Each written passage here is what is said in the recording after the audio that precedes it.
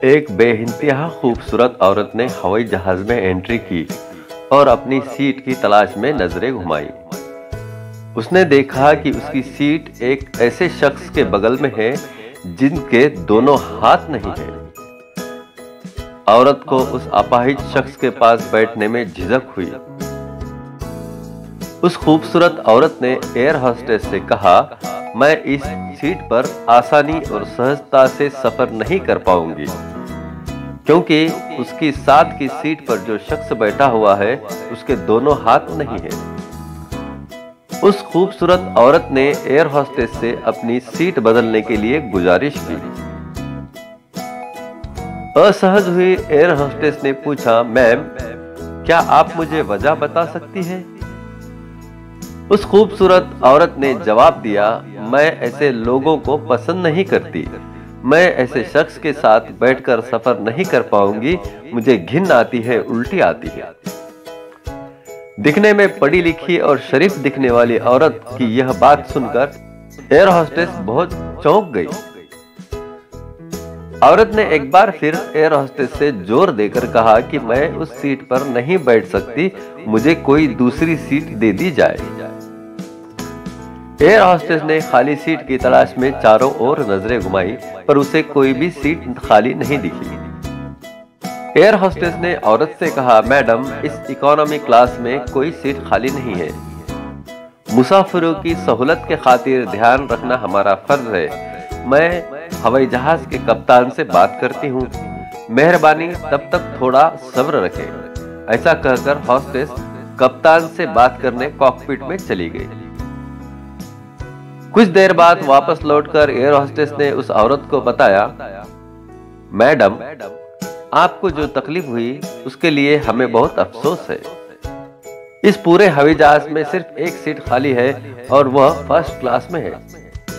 मैंने हमारी टीम से बात की और हमने एक गैर मामूली फैसला लिया।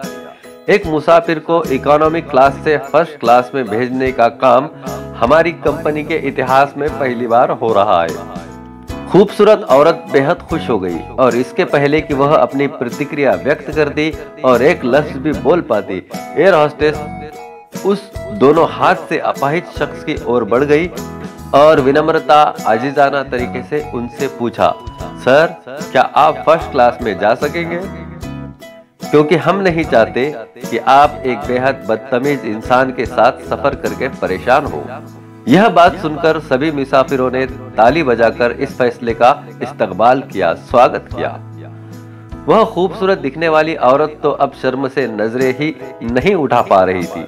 तब उस अपाहिज शख्स ने खड़े होकर कहा, मैं एक भूतपूर्व सैनिक हूं और मैंने बेहद खतरनाक ऑपरेशन के दौरान सीमा पर बम विस्फोट में गंभीर रूप से जख्मी होकर अपने दोनों हाथ गंवाए। सबसे पहले जब मैंने इन खूबसूरत देवी जी की चर्चा सुनी, तब मैं सोच रहा था कि मैंने भी किन मतलबी व बेवकूफ लोगों की प्रोटेक्शन के लिए अपनी जान जोखिम में डाली और अपने दोनों हाथ खो दिए। लेकिन जब बाकी लोगों की प्रतिक्रियाएं देखी तो अब अपने आप पर फक्र हो रहा है कि मैंने अपने देश और देशवासियों के लिए अपने दोनों हाथ खोए, और अगर मैं देश की सुरक्षा के लिए शहीद भी हो जाता तो मुझे खुद पर और ज्यादा फक्र होता। जय भारत। और इतना कहकर वो फर्स्ट क्लास में चले गए। लेकिन पूरा हवाई जहाज तालियों की गड़गड़ाहट से गूंज उठा। खूबसूरत औरत पूरी तरह से बेइज्जत होकर सर झुकाए सीट पर बैठ गई। हमें ये हमेशा याद रखना चाहिए कि हमारे खुद के ख्यालों में मेहरबानी और पाकीज़गी नहीं हो तो हमारी बाहरी खूबसूरती का कोई मोल नहीं। चेहरा खूबसूरत हो ना हो, लेकिन हमारे दिल का खूबसूरत होना बहुत जरूरी है। आप देख रहे हैं SD24।